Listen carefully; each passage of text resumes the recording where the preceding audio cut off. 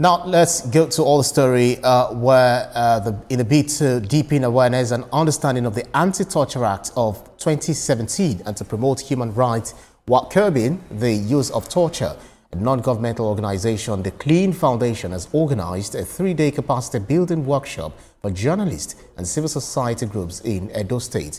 Valentine Osumbo reports.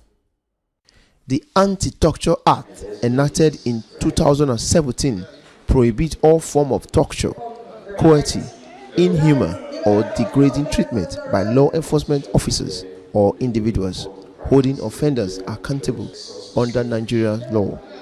The workshop held in Benin City, the Edo State capital, is designed to sensitize journalists and civil society organizations who interface directly with communities across the state. The project, supported by the Rule of Law and Anti-Corruption Program (ROLAC) and funded by the European Union, is implemented by the International Institute for the Democracy and Electoral Assistance (IVA). Its focus to strengthen advocacy and promote respect for human dignity in everyday operation. With this training today, we believe that we'll be able to equip both the CSOs and the media people with truth that can help the society, help the public at large to be able to mitigate or even answer some of the questions that they see around that is confusing between torture and, handling a suspect. A resource person and professor in the Department of Political Science, University of Benin, Dr. Eddie Akbomera, stressed that sustained advocacy and awareness remain key to driving the implementation of the anti-torture. I think from the workshop, the media has a lot to do.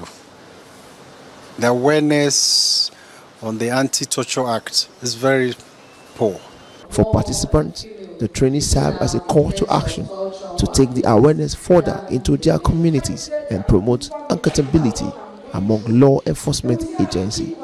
A person, under no circumstances should you be subjected to any form of torture, whether by an individual or an agency. We share the information that we have gained, and the next thing we think we should be doing now, we've already outlined with a development plan to do, is to take this message down to the public. As conversation on human rights protection continue to gain momentum, stakeholders insist that no one should be subjected to torture and that every citizen deserves to be treated with dignity and respect under the law. Valentine Osumbo, TVC News, Benin. Valentine Osumbo joins me on the news. Valentine, what does this new capacity building workshop by the Clean Foundation hope to change in Edo State's human rights landscape? Yeah, thank you very much. I think it's a whole of all of our package. It has to be unfolded. It has to be unfolded in different packages, just like the administrative criminal justice law, that after it was signed to law of act that was signed to law, then there was a lot of awareness, there was a lot of conversation that was deepening so as to take it to grassroots by domesticating each and every. I think that is the same thing that has to do with the anti-torture law, because if you check the time frame from now, but over 9 years, that you find out that even the enlightenment around the anti-torture act has not even gotten to a lot of those who are those that are meant to execute all of these. And for example, the law agencies, the work of the crime, those that combat the crime and every other aspect of our life.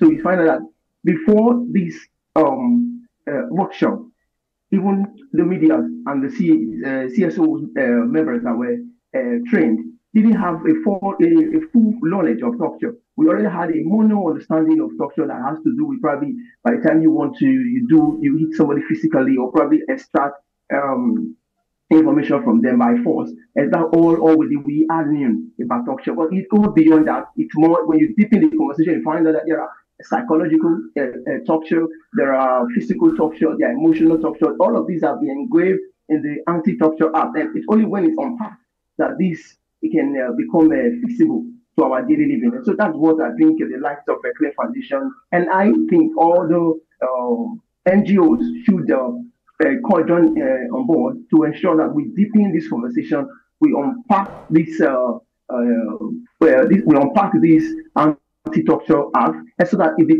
becomes something that becomes visible in our daily living, so that it can trickle down to very grassroots where these things are happening every day and and before you know it, it's becoming a lifestyle that we now are conscious of the Anti-Torture Act, and then we will not fall victim of it. That it is not only just the law enforcement agencies that are perpetrating this act. Even we as an individual, we are doing a thing. But it is only when we are not conscious about it, and they will begin to walk away out. And that's the message that the foundation is trying to send. TVC News, Valentine Osobo, thank you so much.